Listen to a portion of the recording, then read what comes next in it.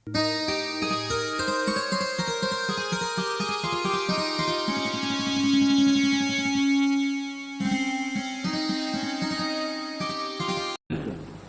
तो शब्द विदे जिह्वा पर आवे नहीं निरख परख कर ले। सभी लोग शब्द शब्द कहते हैं, राम, रहीम, अल्लाह, खुदा, गॉड, ईश्वर, ब्रह्म, ये और भी शब्द। साहब कहते शब्द शब्द तो सब कह रहे हैं, शब्दों की ढेरी लगाने से क्या वस्तु स्थित वहां हो जाएगी? हम लोग सभी बैठ करके पानी का जप करें तो क्या पानी की एक बूंद यहां आ जाएगी? इसलिए शब्द में उलझ जाना बहुत गलत है। शब्द शब्द सब कोई कहे, वो तो शब्द विदे हैं, लेकिन वो तो शब्द से विदे हैं, शब्द रूपी काया से अतीत है। पहली साखी में भी बात आई है, बिन देखे वह देश की वह अन्य वचन। और इसी प्रकार शब्द शब्द सब कोई कहे, वो तो शब्द विदे हैं, वो और वह दोनों अन्य पुरुष हैं। तो वह क्या है? वो क्या है? आत्मस्थित, आत्म शांत। तो शब्द शब्द सब कोई कहे, वो तो शब्द विदे। जो परमार्थ दशा है, मोक्ष दशा है, कृतार्थ दशा है, कल्याण दशा है, वो शब्द विदे हैं, शब्द रूपी काया से अतीत है। जिह्वा पर आवे नहीं, वो जीभ पर नहीं आता है, निरख परख कर ले, उसके लिए निरख परख की जरूरत है। शब्द कोई रट रहा होगा तो साहब ने कहा कि वो जीभ पर नहीं आता है। उन्होंने स्वयं कहा, राम नाम भज, राम नाम बच्चे देख मन माही हो। सामान्य व्यक्तियों के लिए ऐसा कहा, लेकिन विवेकवानों के लिए कहा, राम ही राम पुकारते जिह्वा परि गौरोस, सुधा जल पीवे नहीं खुद पियन की होश। राम राम कहते तो जीभ में घट्टे पड़ गए और फल कुछ न हुआ। सुधा जल पीते नहीं, खोद करके पीने की इच्छा करते हैं।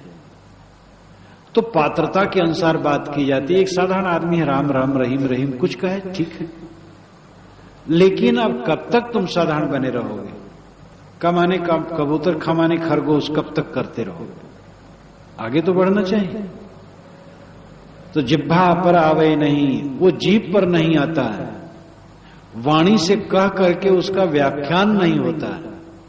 निरख परख कर ले, उसके लिए निरख परख की जरूरत है। निरख और परख शब्द साहब का बहुत महत्वपूर्ण है। और वह निरख परख की जहां बात कहती, वही अनवीक्ष की विद्या, जो प्राचीनतम विद्या भारत की अनवीक्ष की विद्या है, जिसमें सांख्य, योग और लोकायत माना गया है, और जिसमें प्रमुखता सांख्य है। सांख्य मत चिंतन का मत है, आत्मज्ञान, आत्मा अनात्मा का विवेक सांख्य मत है।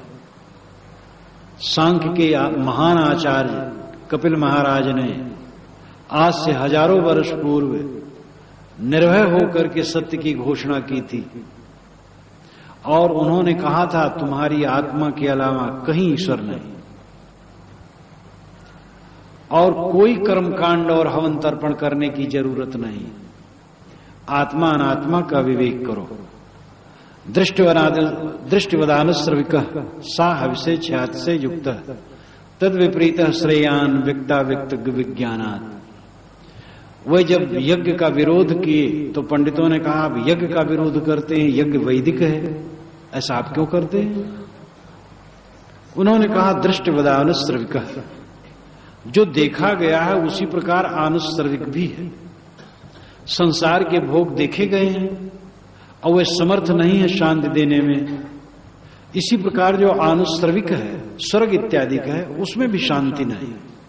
और हवन तर्पण तुम स्वर्ग के लिए करते हो तो निरर्थक ही है। अरे भाई, यहां के जो धनियों को देखो तो सुखी नहीं है, तो स्वर्ग में ऐसे तो रहोगे, धनी रहोगे, तो वहां सुखी कैसे हो जाओगे? दृष्टिवदानुश्रविक साहब से छाति से युक्त है। और उस आनुश्रविक स्वर्ग को प्राप्त करने के जो साधन है यज्ञ है, और यज्ञ में दोष है, उसमें अशुद्धि है, क्षय है, और सातिशयता का दोष है। यज्ञ करने में उस समय पशुवध होता था, इसलिए कहा अशुद्धि। यज्ञ के फल में स्वर्ग माना जाता, वो क्षयशील है, पुण्य क्षीणे मृतलोके विशन, जब पुण्य क्षीण हो जाता है तब जीव फिर मृतलोक में आ जाता है। और सातिशयता का दोष है, कभी बेसी स्वर्ग में, कहीं किसी की बिल्डिंग ऊंची कहीं नीची है। यज्ञ जैसे बड़े करेंगे तो बड़ी बिल्डिंग पाएंगे स्वर्ग में, छोटा यज्ञ करेंगे तो छोटा मिलेगा। तो वहां विषमता से पूर्ण है। लेकिन जो मैं कहता हूं वो क्या है? दृष्टिवदान श्रविका से छात से युक्ता तद विपरीत श्रेयान, यज्ञों से विपरीत जो मार्ग है श्रेयान, मोक्ष का मार्ग है। व्यक्ता व्यक्तज्ञ विज्ञानाद, व्यक्त और अव्यक्त और ज्ञा, ये तीन का ज्ञान हो जाने से यही दुखों का अंत हो जाता है। व्यक्त है जगत, अव्यक्त है मूल प्रकृति, और ज्ञा है ज्ञाता पुरुष चेतन। जब अपने चेतन स्वरूप का, आत्मा स्वरूप का बोध हो जाता है और मूल प्रकृति जो अव्यक्त है और व्यक्त जो जगत है इसका ज्ञान हो जाता है और इसका मोह मिट जाता है, तो श्रेयान कल्याण हो जाता है। यह बात हजारों वर्षों की पूर्व कही गई है, लेकिन लोग इन सब बातों पर ध्यान नहीं देते। तो देख करके शब्द शब्द सब कोई कहे वो तो शब्द विदेह, जिह्वा पर आवे नहीं निरख परख कर ले। वह निरख परख की वस्तु है, बोध की वस्तु है, वो जीव से रटने की वस्तु नहीं है, कहने की वस्तु नहीं है, रहने की वस्तु है। कह करके उस पर वहां नहीं पहुंचा जा सकता है, रह करके रहनी करके पहुंचा जा सकता है कुछ रहनी गहनी की बात आ बैठा रहे चला पुन जाता। साहब कहते रहनी गहनी की बात ऐसी है कि बैठा रहे आदमी और चला जाता है बैठा और चला जा रहा है। कैसे? जस पंथी बोहित चढ़ी वैसा, जैसे पथिक जहाज पर बैठा है और बैठा भी और चला भी जा रहा है।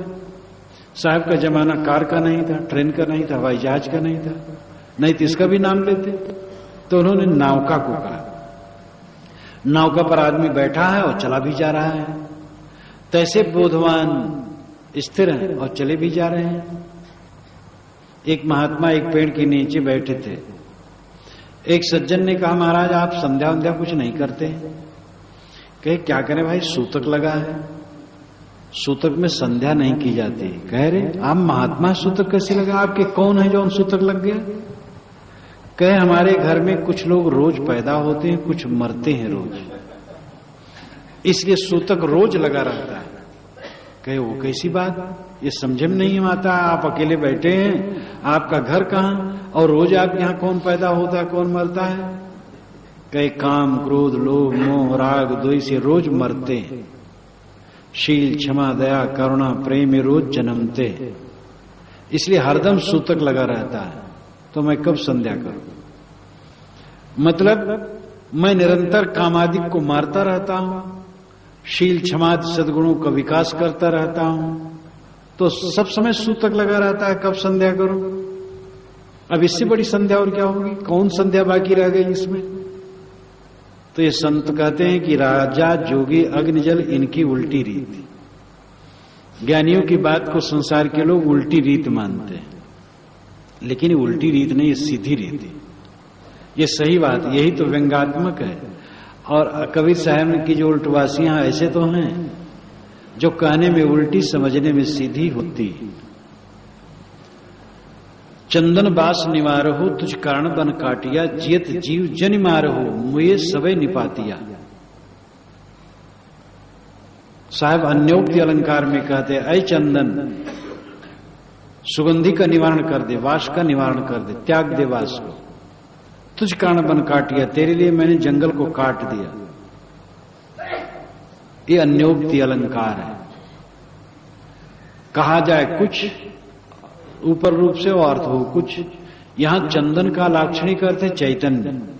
ऐ चैतन्य मनुष्य तुझ कारण बन काटिया, तेरे लिए मैंने जंगल को काटा, ये शब्द जाल को काटा, तमाम पाखंडों का खंडन किया और कूड़ा कचरा बुहार डाला। अब तेरा काम है वास निवारहु, वास का निवारण करो, वासना का त्याग करो। वासना का त्याग करना कल्याण है। वासना ग्रहण न करो, वासना त्यागो, मोह त्यागो। मोक्ष में कुछ पाना नहीं है, जो कुछ पाया है उसको खोना है। आज तक जो बटोर रखा है उसका विसर्जन कर देना है। कुछ मेरा नहीं है, ये अभ्यास करना है। पाना होना कुछ नहीं, मोक्ष नहीं पाना है, भगवान को भी नहीं पाना है, शांति को भी नहीं पाना है। क्योंकि शांति, भगवान और मोक्ष बाहर से पाओगे तो छुटेगी जरूर। जो कूड़ा कचड़ा है उसको छोड़ देना, फेंक देना। और जहां सारा कूड़ा कचड़ा बुहार के फेंका, तहां जो स्थित रह जाएगी उसी का नाम होगा भगवान, उसी का नाम होगा शांति, मोक्ष, निर्वाण। इसलिए पाना नहीं है, खोना। अगर आदमी सब कुछ खोता जाए और विवेक से देह को भी खो दे तो क्या दुख होगा। आप बैठो एकांत में स्थिर होकर, आंखें बंद कर लो और कल्पना करो कि अपना माना हुआ शरीर छूट गए, 10 दिन हो गए। अब बताओ आपको कौन आवश्यकता है कुछ चीज की? कोई चिंता नहीं। जितनी बातें होती मरी हुई होती, सब मरती रहती हैं बातें, और मरी बातों को उठा करके हम जिलाते रहते। 10 दिन के पहले मैं वहां गया था, उन्होंने ऐसा कहा, मैंने ऐसा कहा, और मैं उनसे कम नहीं हूं, देख लूंगा उनको। अब 10 दिन की पुरानी मरी बात, उस मुर्दे को उठा करके हम अपने दिमाग में भरे और उस मुर्दे को जिलाते रहते हैं। बूढ़े प्रायः अपने जवानी को जिलाते रहते हैं। 4 बूढ़े बैठेंगे तो अपनी अपनी जवानी की चर्चा शुरू करेंगे। ऐसा था, वैसा था, ऐसा करता था, वैसा करता था। मरी हुई बात, तुम जवान हो नहीं सकते हो, बेकार का क्यों दिमाग खराब करते। तो जितनी वार्ताएं होती हैं अंत में मरी हुई हो जाती हैं। इसलिए वार्ताओं पर संयम होना चाहिए, विवेक होना चाहिए। दुख इसीलिए होता है, मरी बातों को हम जिलाते रहते हैं। किसी ने हमें कुछ कह दिया, एक हवा का झोंका आया हमारे कान में, बस हम व्याकुल हो गए, हमारा ज्ञान विवेक कुल खो गए। तो आचरण जब तक रहनी में हम नहीं टिकते हैं, तब तक खाली जानने से क्या होगा।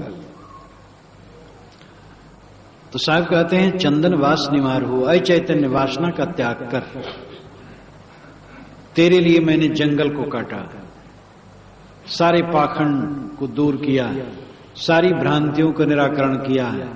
अब तू ये समझ कि वासना का त्याग कर, कुछ पाने की चेष्टा मत कर, मत समझ कुछ मिलेगा। और वासना का त्याग किसकी वासना होती है? ये दुनिया की चमक दमक की, जो बिजली के समान चमकी और गई। इसमें जितने लोग बैठे हैं जो अपनी जवानी को खो चुके हैं, एक बूढ़ा कमर झुकी और जमीन में दृष्टि गड़ाए जा रहा था। एक मंचले जवान ने कहा, बाबा क्या खोजते हो?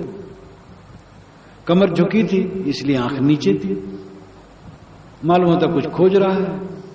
जवान ने कहा, बाबा क्या खोजते हो? कहा, बेटा जवानी खोजता।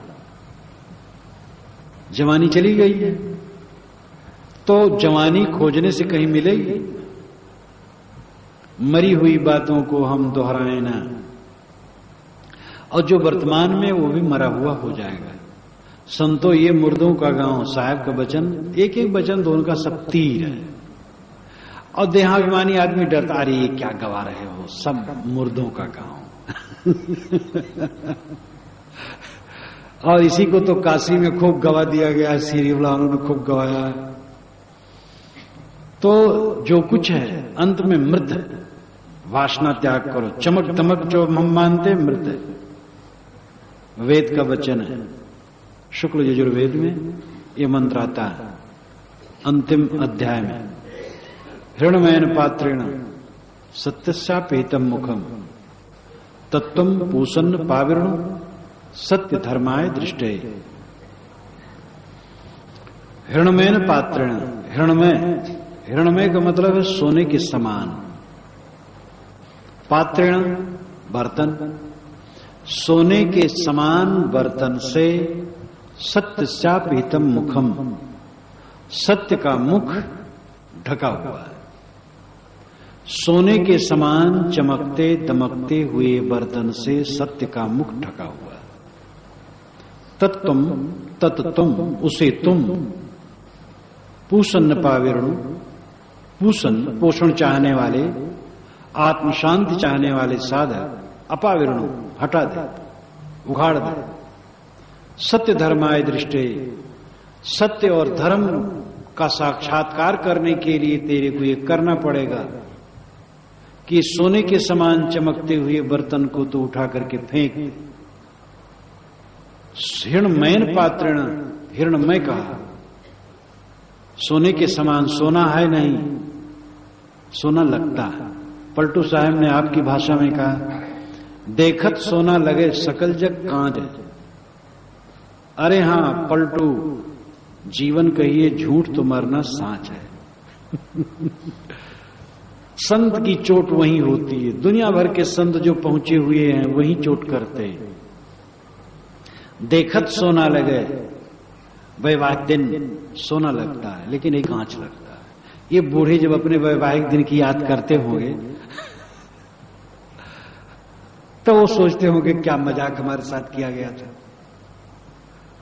और पुत्र उत्सव का दिन कितना बढ़िया लगता है, लेकिन जिनके पुत्र 30 वर्ष के हैं उनको कुछ दम नहीं लगता, क्योंकि 30 वर्ष तक बच्चा पहुंचते पहुंचते तो पिता से बहुत अलग हो जाता है। जितनी चमक दमक है हिरणमय पात्रण के समान है, सोने के समान लगता है, सोना है नहीं। इसलिए ऋषि कहते हैं तत्तुम पूषण पाविरणु सत्य धर्माय दृष्टे, सत्य धर्म के दर्शन के लिए, सत्य धर्म के साक्षात्कार के लिए इस चमकते हुए बर्तन को तो उठा करके फेंक दे, चमक दमक से हट जा और निरांत एकांत में जाकर के उस तत्व का बोध प्राप्त कर। हर साधक को अकेले होना चाहिए समय समय से। 24 घंटे में कुछ समय के लिए अकेले हो जाओ, बन सके तो 4-6 घंटे भी अकेले हो, ज्यादा जो फुर्सत में साधक है और उतना पहुंचा है तो। साधारण साधक अकेले में होगा तो मन उसका खराब होगा। इसलिए साधारण साधक ज्यादा सत्संग सेवा स्वाध्याय में लगे, और जिनकी शक्ति ठीक है वो एकांत में जितना भी रहे बढ़िया है। लेकिन कुछ न कुछ सबको अकेले में हो जाना चाहिए कुछ समय के लिए। आप लोग अपने घर में एक जगह ऐसी रखो जो हवा प्रकाशदार हो, सदग्रंथ रखे हो, महापुरुषों के चित्र इत्यादि हो तो अच्छा है। स्नान कर लीजिए, अगरबत्ती जला लीजिए, सुगंधित वातावरण हो जाए, और ध्यान कीजिए, जप कीजिए, जो आप मानते हो कुछ कीजिए, अध्ययन कीजिए। अकेले में रहिए कुछ समय के लिए। अकेले में रहने से फिर तब अपनी वास्तविकता का ज्ञान होता है। आप जब किसी के साथ रहते हैं, बात करते हैं तो खोए रहते हैं, लेकिन अकेले खाट पर आप बैठे हो तब आपका आंतरिक चित्र उभर करके सामने आता है। लेकिन आपके चित्र खराब है इसलिए घबराते हैं और झट से चाहते कोई आ जाता शुरू कर देता कुछ गप सड़ाका, क्योंकि अंदर का कूड़ा कचरा उभरने लगता है अकेले में। लेकिन घबराओ ना, उसको निकालो और ऐसा मन बन जाए कि बस बढ़िया बढ़िया ही रहे, दिव्य रहे। तो चंदन वास निवार हो तुझ कारण वन काटिया, ऐ चैतन्य वासना का निवारण कर, वासना का त्याग कर। जियत जीव जन मारो, जीती जीती जीव को मत मारो। मुझे सबे नहीं पाती, मरने पर तो सब नष्ट हो जाते हैं। कुछ खड़ेश्वरी तपस्वी रहे होंगे, जेल सैन करने वाले रहे होंगे, बहुत दिन तक उपवास रहने वाले रहे होंगे, उनको देख करके साहब कहते जियत जीव जन मारो। बहुत उपवास करके शरीर को सुखाओ ना। कांटे की सैया पर सोने से वासना की निवृत्त नहीं होती, नंगा रहने से और इसी प्रकार और तपस्या करने से वासना का त्याग नहीं होता है, कल्याण नहीं होता है। साधना और तपस्या में अंतर है। तपस्या में उग्रता और साधना में मंथर गति होती है। तपस्या आप करना चाहें, सुबह उठ करके जाकर के गंगा किनारे बैठ जाएं, 4 दिन का उपवास ले लें, ये इसमें उग्रता होगी। और लोग कहेंगे हाँ देखो वो बाबा वो अन्न भी छोड़ दिए, पहुंचे हुए पुरुष। एक जगह हम लोग थे तो सब साधु गांव में पहुंचे, कार्यक्रम था, सबका आसन बिस्तर लगने लगा। एक साधु नदी में रह गया एकांत के लिए, उस दिन रह गया, दूसरे दिन भी रह गया। तो दूसरे दिन जब कोई आवे तो जो भगत जिसके यहां गया था बड़ा भोला और सरल था, कहे भैया हीरा तो जंगल में रह गए।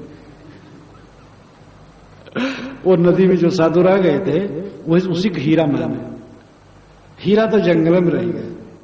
तब जब वो शाम को आए, हम कहे भैया तुम हीरा, अब आगे हम लोग माटी भरिया बैठे। तो तपस्या में उग्रता होती है। कोई नंगा हो तो हाँ ये है, लेकिन नंगा रहना या खाली जंगल में रहना या कम खाना या न खाना, ये तपस्या तो है, साधना नहीं। साधना है युक्ताहार विहारस्य, युक्त चेष्टस्य कर्मस्य, युक्त स्वप्नावबोधस्य योगो भवत दुःख। युक्त आहार हो, ये गीता का मंत्र है। आहार युक्त हो, युक्त का मतलब संतुलित। जब आप भोजन करो तो वजन न, पेट में खाली रही भोजन छोड़ दिया करो। कम खाओ गम खाओ तो बारंबार कहा जाता है, तो कम भोजन करो, युक्त आहार, लेकिन बहुत कम नहीं कि कष्ट हो, और बोझिल तो करो ही ना। युक्ताहार विहारस्य, विहार का मतलब चलना फिरना घूमना। एकदम पलथी मार के बैठ गए ये भी ठीक नहीं, घूमना फिरना भी चाहिए। लेकिन रात दिन घूमते फिरते हैं तो भी साधना कैसे बनेगी? तो युक्ताहार विहारस्य, युक्त चेष्टस्य कर्मस्य, चेष्टाएं युक्त हो। एकदम चेष्टाहीन यानी क्रियाहीन होकर के बैठ जाने से भी साधना न बनेगी। और बहुत चेष्टा वाला बहुत क्रिया वाला आदमी कैसे साधना करेगा? कर्मस इसी प्रकार, कर्म बहुत कर्म करने वाला या बिल्कुल न करने वाला। युक्त स्वप्नावबोध से, स्वप्न और अवबोध, स्वप्न सोना, बोध जागना। तो युक्त जागना हो, युक्त सोना हो। ज्यादा सोना गलत और कम सोना गलत। नींद जितने में पच जाए। अब ज्यादा खाएंगे लोग ज्यादा सोएंगे, ज्यादा सोएंगे तो अपने को भद्दा बनाएंगे, बुद्धि को कुंठित बनाएंगे। युक्ताहार विहार से, युक्त स्वप्नावबोध से योगो भवत दुःख। युक्ताहार विहार से, युक्त चेष्टस्य कर्मस्य, युक्त स्वप्नावबोध से योगो भवत दुःख। खाना पीना, इच्छा क्रिया, सोना जागना चढ़ के पुकारे जाना।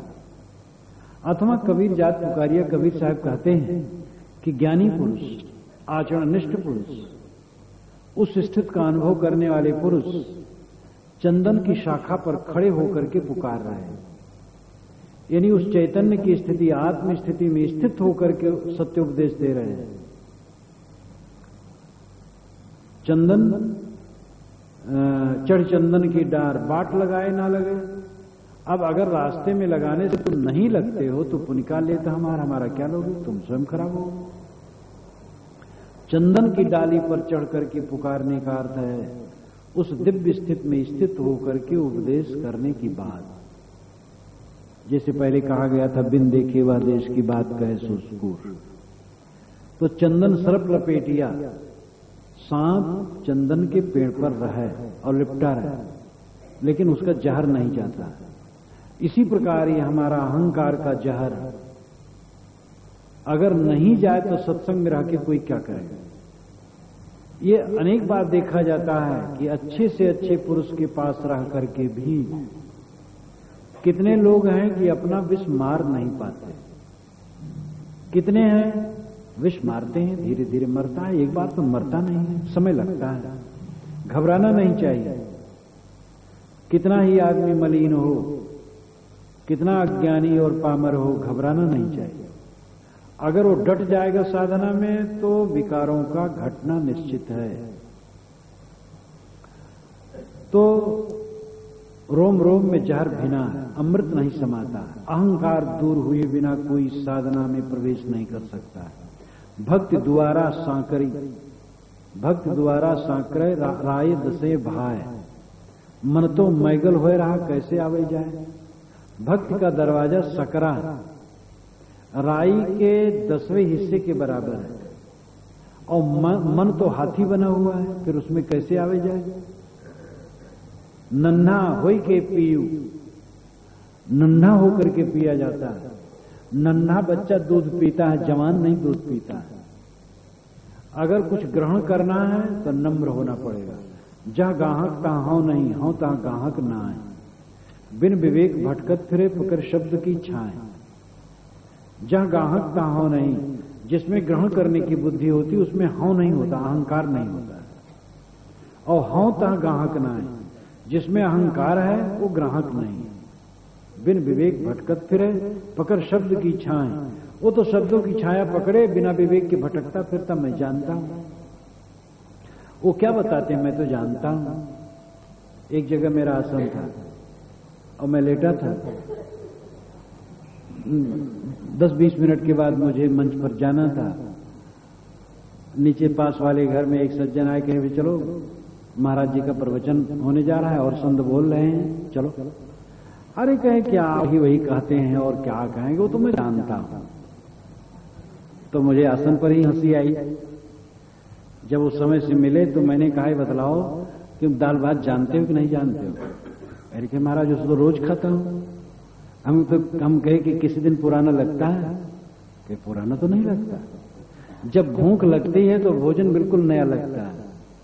सुबह का सूरज सबको नया लगता है और शाम की जो वेला है कितनी सुहावनी, वो भी नई लगती। आदमी की जहां चेष्टा होती है वो चीज पुरानी नहीं लगती।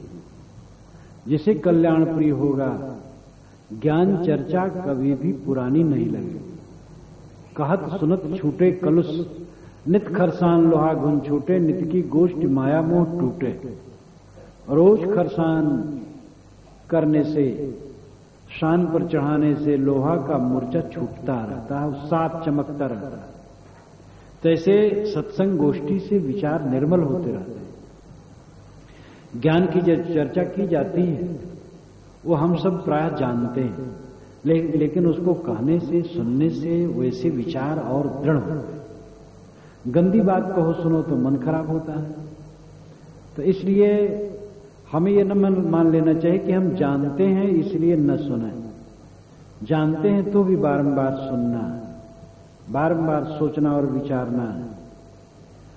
तो ये भी सूक्ष्म अहम है। ये भोलेपन से भी कहा जाता है, सूक्ष्म अहम भी होता है। लेकिन इससे और गहरा अहम होता है जो जीव को रात दिन जलाता रहता है। प्राणी पदार्थ जिनसे हम जुड़े हैं लगते हैं सच, लेकिन वे सच कहां है, अलग हो जाते हैं। जब सब कुछ को हम समझ लेते हैं, सब छूटने वाला है, अहंकार फिर किसका रहे। लेकिन हम अहंकार में डूबे, हमारे क्या नहीं, हम इतने बड़े आदमी, हम ऐसे हैं वैसे हैं।